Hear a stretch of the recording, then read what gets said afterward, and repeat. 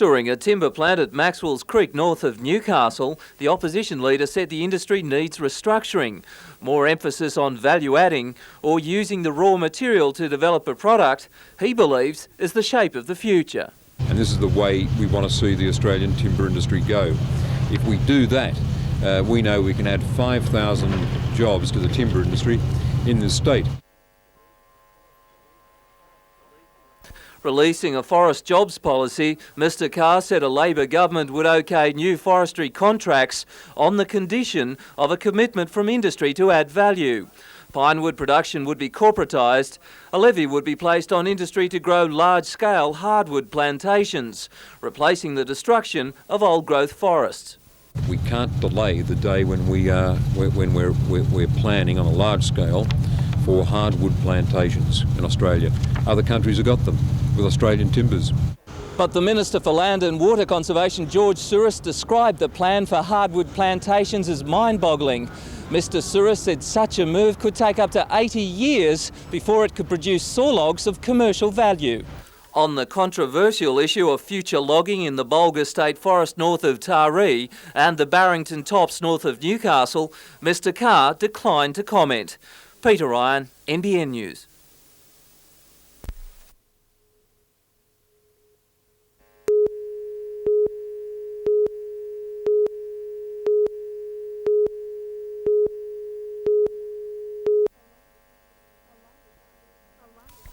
A lifetime of memories went up in smoke for Wee War's Colette family. For Michelle and Lawrence and their 5 sons, these smouldering remains are all that's left of their old Pilliga Road home. Police say early signs of trouble were detected around 7:30 this morning. Mrs Colette asked her husband to check the house after noticing a strange smell. She actually mentioned something that she smelled smoke, like something burning in the house, and we just thought it could be from the fire, like the wood fire. A search revealed nothing. It wasn't until nearly an hour later one of the boys saw flames coming from his brother's bedroom. When I came to work, there was a lot of smoke coming from the direction of Michelle Collett and Mop's house. Attempts to fight the blaze with the garden hose failed, its fury completely destroying the uninsured weatherboard dwelling and all the family's belongings. Too distressed to talk, Lawrence Colette began sorting through the charred remains. The scientific squad launched its investigations into the cause of the blaze. Tonight, the Collettes have had to separate. They're being billeted out by friends. Shocked by the tragedy, the township has organised a meeting at the local bowling club to begin fundraising efforts. Any donations, if anyone is interested in leaving donations, they can be left here at the club, and anything would be very much appreciated. Melinda Smith, NBN News.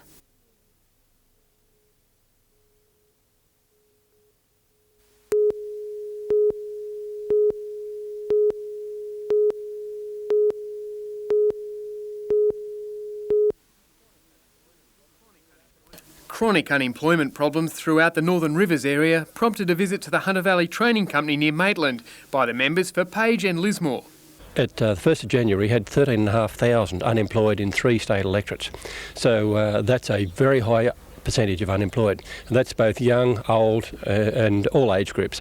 The training company has seen 3,000 apprentices do their time over the past 12 years in as many as 52 trades. Along with the Maitland workshops catering for mostly metal and electrical trades, the apprentice scheme has facilities at Rozelle Bay and Penrith, as well as a Northern Rivers office, and there's a possibility a skills training centre may be established. A suitable location needs to be found and a feasibility study conducted before such a centre, modelled on the Maitland example, could offer skills training for trades needed on the North Coast. I think farm skills, construction skills, perhaps even into marine areas might be applicable. So we'll look along those lines, see what's feasible, see if we can find a suitable site for this sort of operation, and if we can, we'll then look for the funding to get it underway. You really need cooperation from the 3 levels of government and private enterprise. And so we would be looking to try and have the federal government, state government, local government and private enterprise all working together.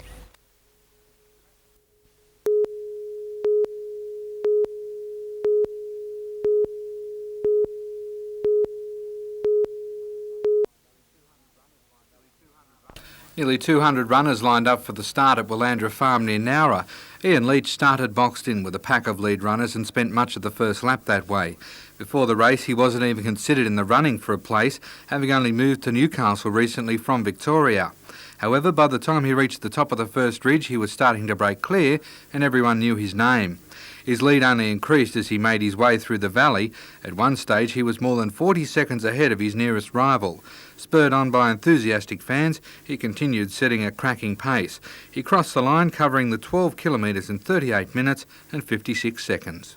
There's a lot of twists and turns, and just running freely I think it's a lot easier than in a pack, so I thought I'd get away, just try and run freely. It's paid off, I think. Ian believes his Newcastle training prepared him mentally. I think the tough mining towns rubbed off on me. Leach will now move on to compete in the Gold Coast Marathon and the Cross Country Nationals.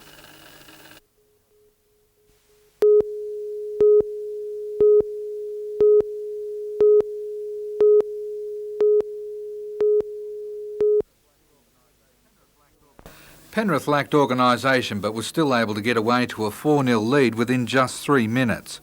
After working the ball from sideline to sideline, Tony Kemp landed a try, putting the Knights on the board. The Knights then assumed control of the game but couldn't seem to cope with Alexander's bombs. Matthew Johns was Newcastle's shining light, continually breaking the first line of defence and laying the groundwork for an Ainscough try.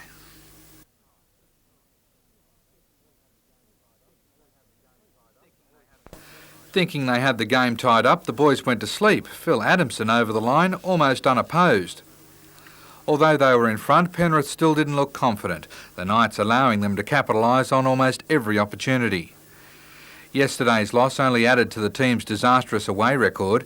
This year, Coach Waite made sure his players travelled the day before the match to avoid game day blues, but that is now under question. They've so far lost 6 of the 7 away games this year.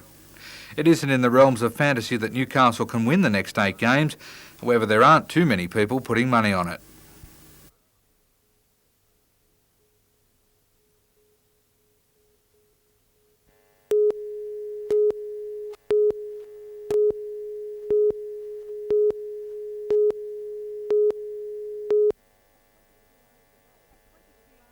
At 22 years of age, Belinda Clark has the cricketing world at her feet.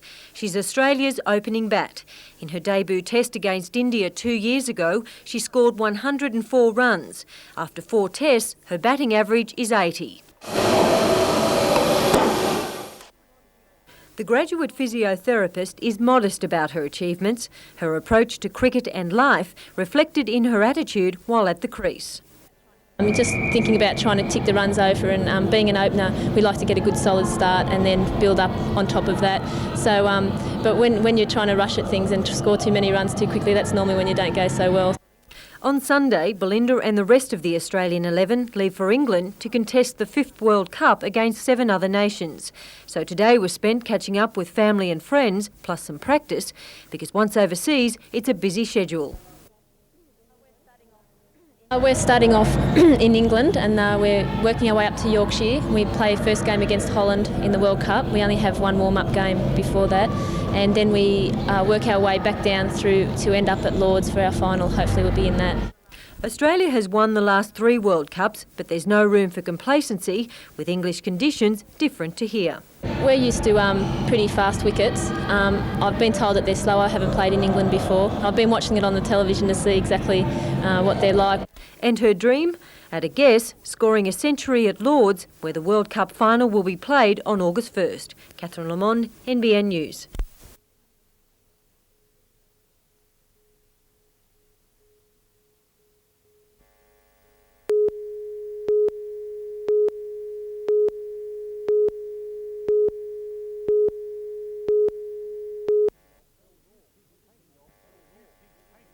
The new pink paint job tells all. The most famous premises in Newcastle East has a new tenant.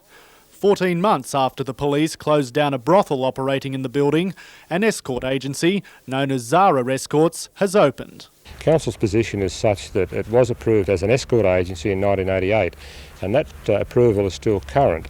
So really to recommence, operators didn't have to come back to Council for permission.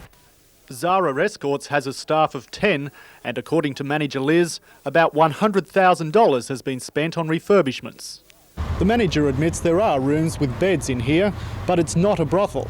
She says the rooms are rented out to staff members so they can rest between jobs. Police say they're looking into the business and what does happen on the premises. Alderman John Tate says Newcastle City Council should formulate a definite policy as to where escort agencies and brothels should operate in the city. Council must pay due regard to the fact that these operations are going to be in existence, and we ought to be, through our planning department, working out where they can coexist with the rest of the community. Scott Bevan, NBN News.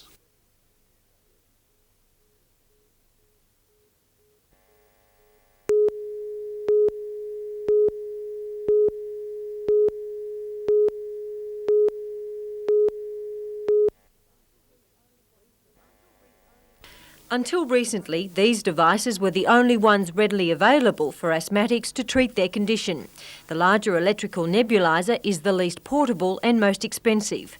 The puffer is compact but less efficient. According to respiratory specialist Dr. Peter Gibson, 1 in 3 people are unable to coordinate the use of the puffer with breathing in. As a result, most stays in the mouth, ending up in the stomach. Spacers are the most effective for medication delivery, allowing the medicine to remain in the clear chamber until the user is ready to inhale. However, the only 2 types available were made overseas and at times difficult to get. We really saw, as a pharmacist practicing, that asthmatics were having trouble with the larger volume ones. The kids didn't like to take them to school and they were big and awkward to carry around. 2 years ago, Phil thought of the Breathatech spacer, a local engineer designed it, and Dr. Gibson tested it. In people who had symptoms of asthma and were having an attack of asthma, when we gave the medicine through the spacer devices, the attack of asthma resolved more quickly. Apart from the economic benefit of Breathatech being Australian designed and manufactured, the other major advantage is that it reduces the side effects for asthmatics. When you use a puffer, only a small amount actually enters the lung. The greatest amount winds up in the mouth. And the side effects that can come from that, particularly with the steroid puffers, is coughing, hoarseness of the voice and occasionally thrush. Breathatech is now in pharmacies throughout Australia and some hospitals. It's also exported to New Zealand and negotiations are underway to enter the United Kingdom and Japanese markets.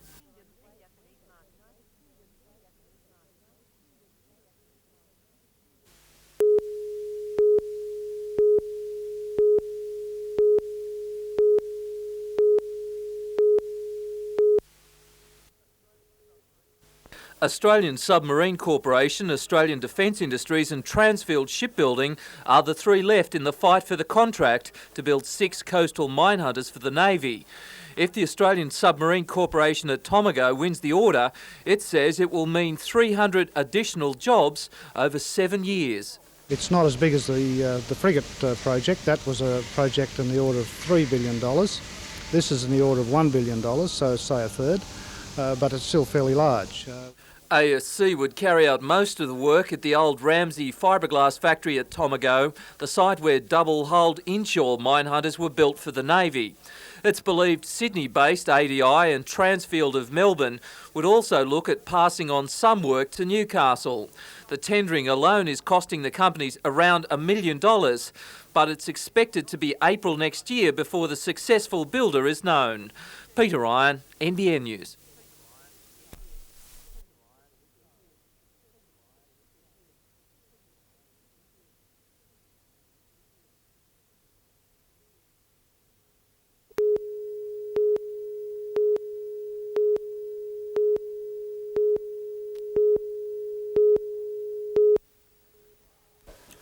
Mannering Park had returned to its usual quiet today, only 12 hours after a siege in this Macquarie Road home ended in tragedy. The drama began at 10:30 yesterday morning when 19-year-old Dean Auld barricaded himself in the home with a gun after he had allegedly assaulted a 43-year-old woman who lived in the house. After 13 hours involving dozens of police officers, the State Protection Group stormed the home to find the young Mannering Park man dead with a bullet wound to his head. Today his grieving friends were trying to come to terms with what had happened. He's a happy-go-lucky kind of person, a person everyone loved, man. He was well respected in the town, and his family loved him dearly. One theory for Ald's behaviour is that he was reacting to losing his job 2 weeks ago. Residents say the woman who was assaulted here by the 19-year-old was his supervisor at a Central Coast hosiery factory where he was recently laid off. My son told me that he'd asked him about the firing pin in a gun and did he know anything about them, which he said no, he didn't have a clue. He didn't think it'd work without a firing pin, and he said, well, I've got bullets now, he said, and life's always been lousy, and he was going to shoot a few people and shoot himself, but then they just said, oh, yeah. Ald's friends believe the siege could have ended at least with their mate alive if police had allowed them to talk to him. I've always been able to talk to Dean. We've known him since he was little. I think all he needed was someone, to tell him that they care. Police wouldn't comment on the matter until the findings of a coroner's inquest into Ald's death are released. Scott Bevan, NBN News.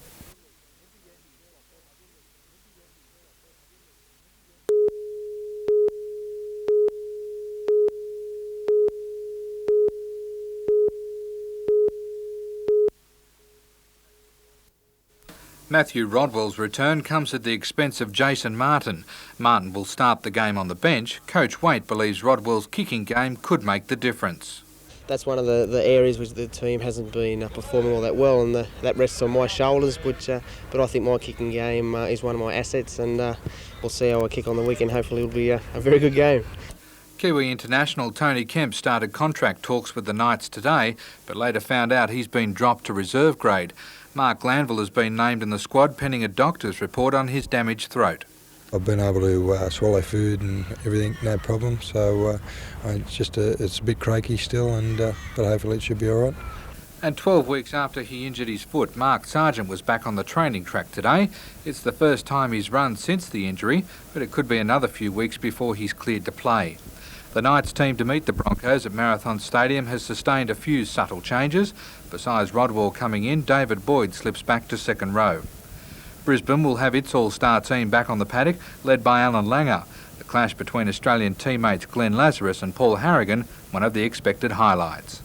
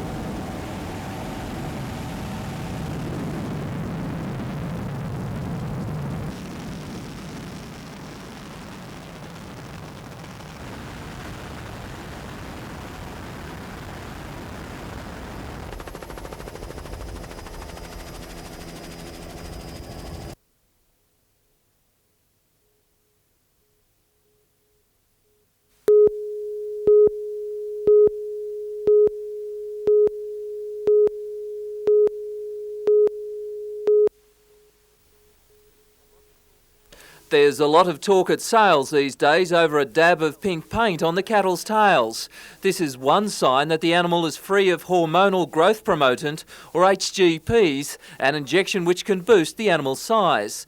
The European Economic Community is demanding that the cattle are clearly marked, and the EEC is a market worth $86 million to Australian producers. We've got to do it for our industry, and we don't want to lose exports to overseas, because the name of the game is the money, and if you haven't got the extra exports, it's less money for your cattle. The real irritant for farmers and some auctioneers is the complicated system of papers that must also be processed, declaring the cattle are free of HGPs. Singleton cattle sales operators, however, are determined that the system must work, giving the Aussie product a good image overseas. 99% of local farmers don't use the HGPs. It's ironic farmers that do don't have any forms to fill in. Peter Ryan, NBN News.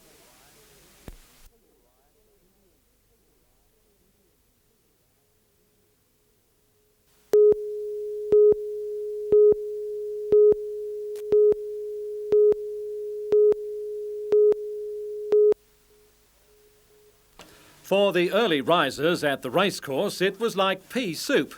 On the harbour, ships took extra care. Some familiar navigation aids were hidden in the fog. And on our roads, it was even worse. The whiteout was due to a high content of moisture in the lower atmosphere. North of Maitland, the mist hung in the valleys till well after 3 o'clock this afternoon.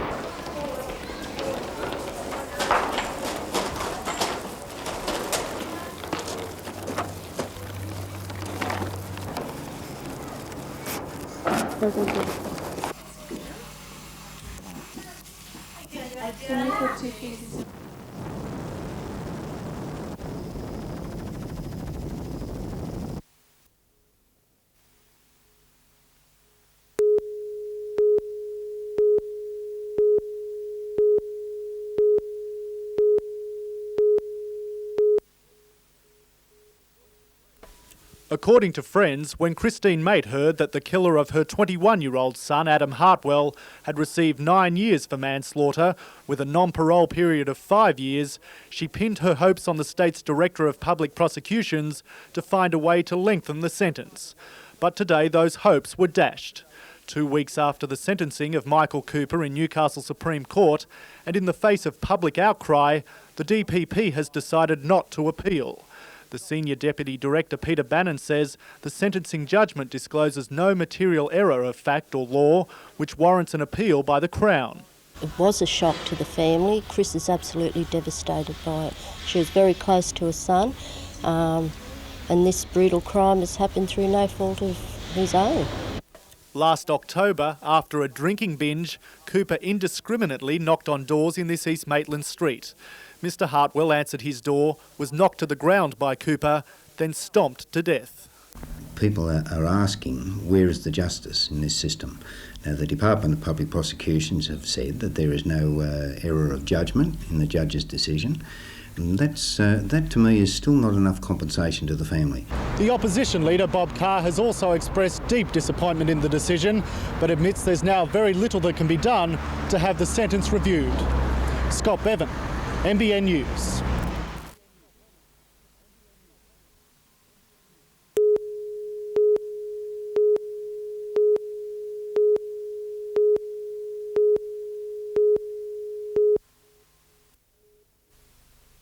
Sporting authorities, local politicians and athletes gathered for the official opening of the 3rd annual NIB Games this afternoon.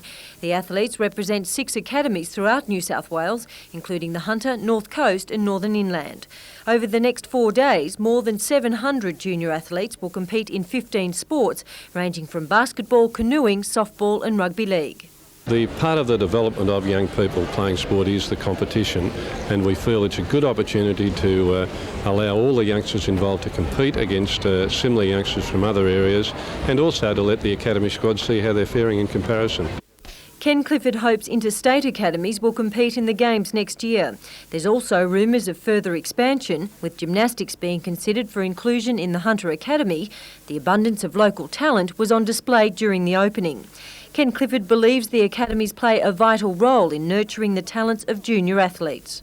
I think there's a definite need for us to encourage the development, to give youngsters more incentive to play sport. We have a participation problem presently. To help reinforce the Academy's value, he highlighted the achievements of Hunter Academy athlete Lisa Ryan, who last week won the World Wave Ski title. Catherine Lamond, NBN News.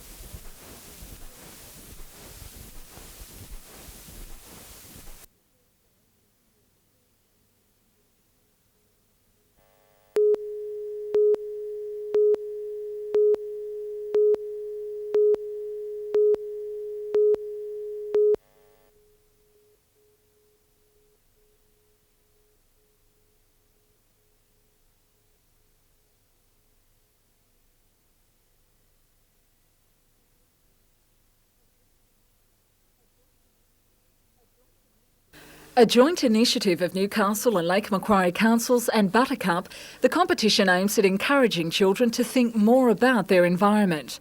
At Rathmines Public, students are involved in a watering experiment. Native shrubs have been planted in gardens around the school's demountable classrooms. To keep them healthy, a special drip irrigation system has been devised, and the students agree their efforts could pay off. Well, it helps our environment and it's better for children and our children's children and all that. Students at St Joseph's Charlestown found an easy way to solve their playground's erosion problem. Organiser Working Bee calling in all available mums and dads. And while some preferred less work and all play, others had the unenviable task of chopping away some troublesome lantana, clearing the way for an overall shape-up. Learning the finer points of propagation in conservation clubs, it's hoped these examples will one day stand proud in the schoolyard. An entry in the Project Earth competition students at St Joseph's think is worth singing about. St Joseph's at Charlestown, here among the trees, with grassy slopes and sun.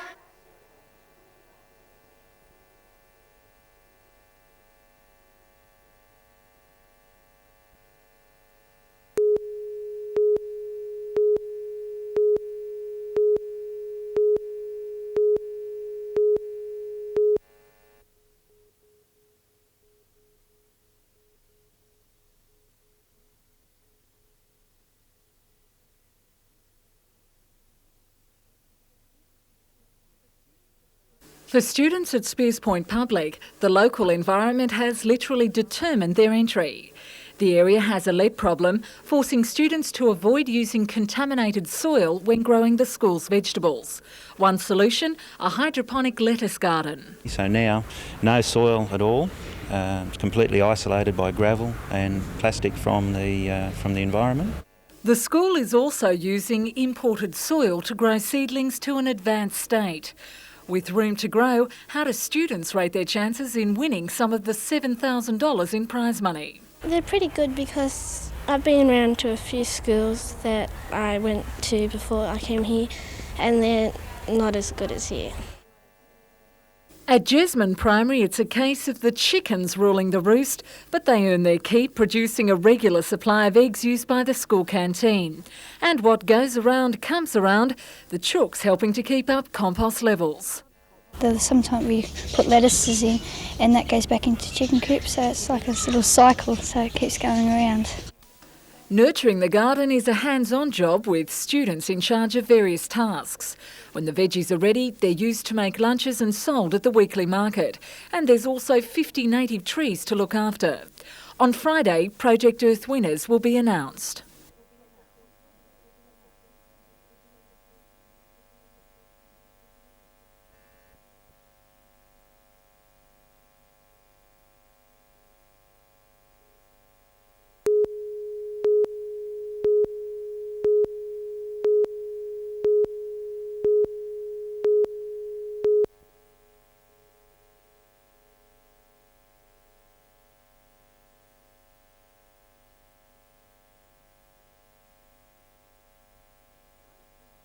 Cardiff South Primary School is alive with Aboriginal culture.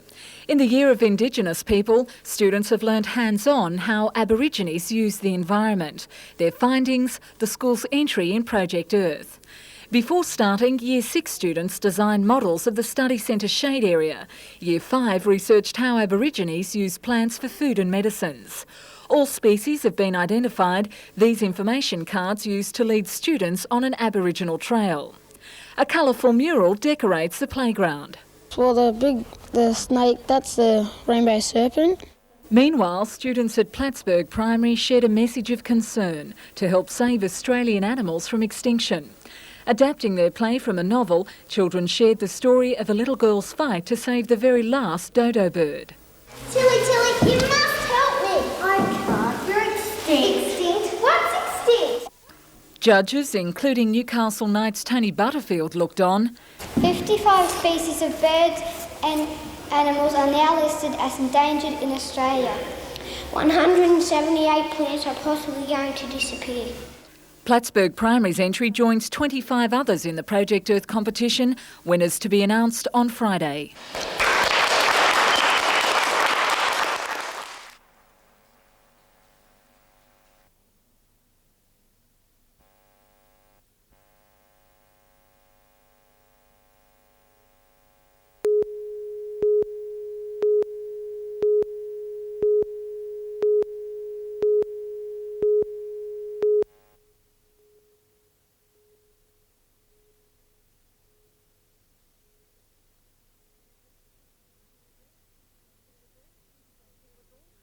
It was all hands on deck for a huge working bee at St Mary's Primary School, Warners Bay.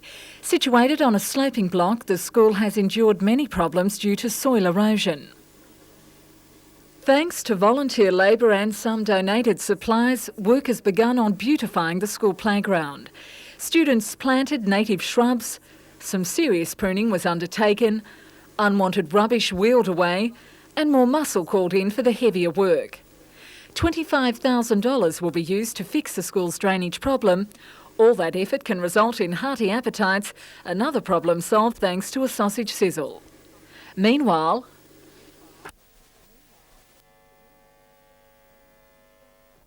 just one of the clean messages students at Hamilton Public School are rapping about.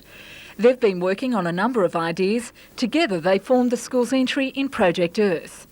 Some have studied Australian animals and their roles in the environment, the furry eight-legged kind taking centre stage. Years 5 and 6 have been monitoring the school's water usage. Twice a day the meter is read, the results carefully recorded.